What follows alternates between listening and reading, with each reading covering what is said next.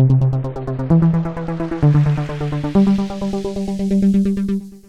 going on, guys? Welcome back to the channel, or welcome to the channel if you're new. Make sure you hit that subscribe button if you are new, leave a like, and let's get into these video game releases for the month of July. So normally I do these and I'll do top 10 games releasing, but after the first half was pretty packed with video game releases, the releases schedule's kind of slowing down a little bit, at least until we get to the August or like September, October time of the year. But I was able to come up with around 8 games that I think you guys should look out for the month of July.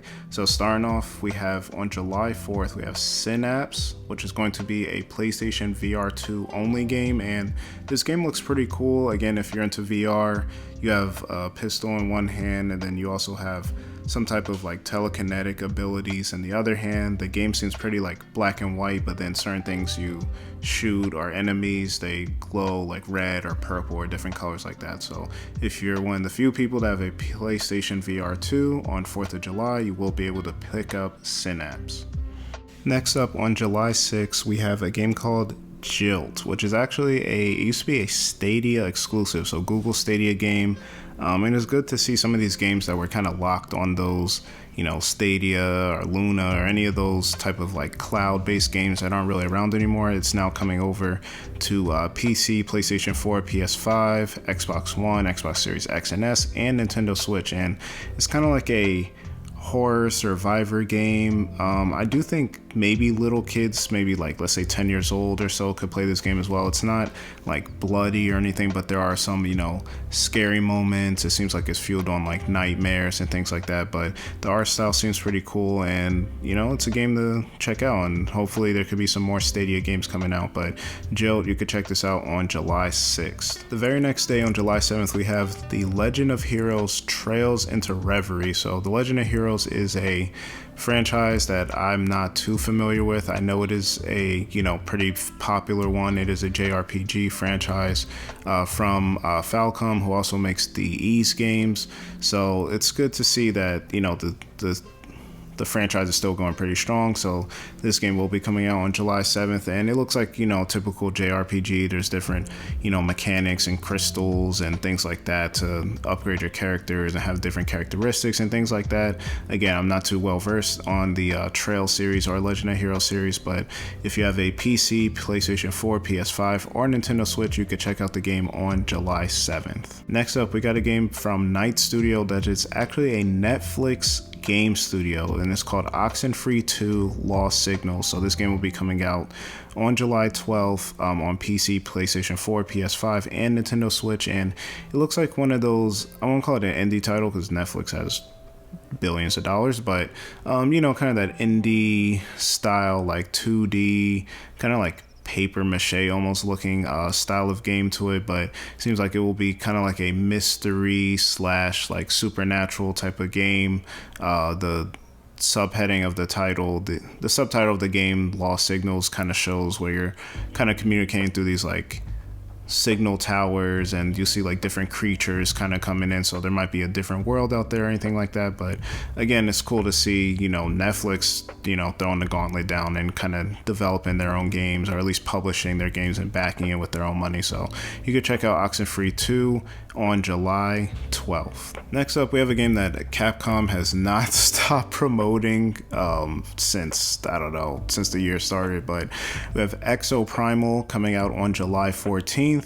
That will be on PC, PlayStation 4, PS5, Xbox One, Xbox Series S and X, and also on Game Pass. So Exoprimal is a online game. I don't know what this game, it kind of looks like it's trying to be like a mech game mixed with Jurassic Park. It's like Zoids meets Jurassic Park. So you're in these mech suits. It's sometime in the near future, and you're punching dinosaurs in the face. So if you ever wanted to punch a Brontosaurus in the chin, you can. And they even announced the crossover between their other popular franchise, Street Fighter 6, and some of those characters will be in this game. So Exoprimal, if you're looking forward to it, July 14th. Next up on July 20th, we have Nobunaga's Ambition Awakening, which is I didn't know this, but 40-year-old franchise. So this game's pretty old. It is a strategy game, kind of that old style Japan time. You know, if you're into that.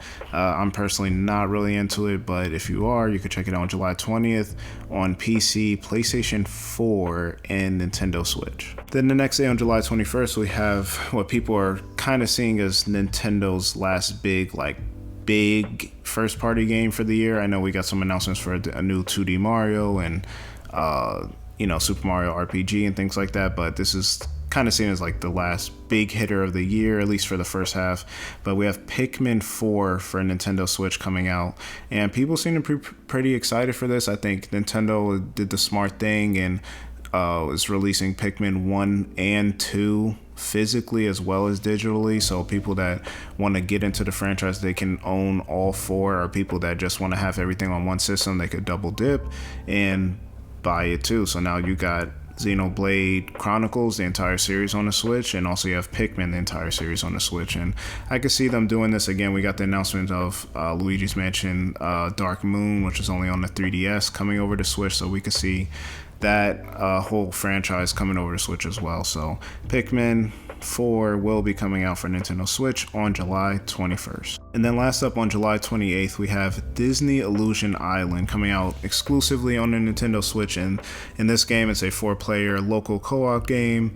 You have Mickey, Minnie, Donald, and Goofy. They each have their own abilities. It's a 2D platformer. It has a really cool style. It kind of looks like that, if you've seen the old school like 1920s or 30s like Mickey Mouse when he was, what was his name, Steamboat Willie or whatever, like it kind of looks like it has that. There's a lot of like mystical elements because of, you know, the Illusion Island that they're on and things like that. So this seems like a pretty fun game, and it's only going to be $40. So I mean, I may pick it up maybe on sale. Maybe I'll grab it later around Black Friday or something like that. But if you're looking forward to it, you can play it on Nintendo Switch on July 28th. And that wraps it up for the big game releases for the month of July. Again, it was a little light compared to what we saw in June, where we had, Diablo, Final Fantasy, and Street Fighter 6.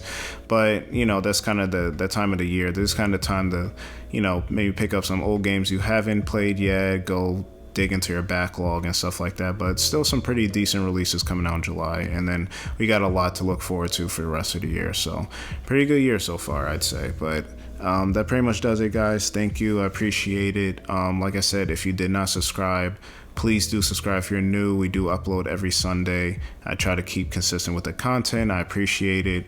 Leave a like if you haven't. Leave a comment on what game are you looking forward to for the month of July, or just what are you looking forward to for the rest of the year. And I'll catch you on the next video.